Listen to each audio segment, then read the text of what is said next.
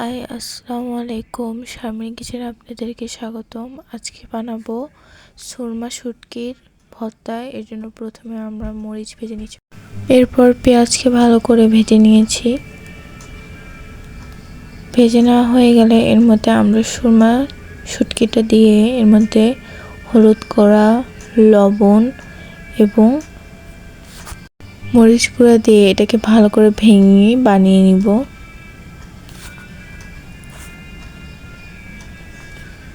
এবার ভালো করে ভেঙে নিয়ে এটাকে নামিয়ে নিব।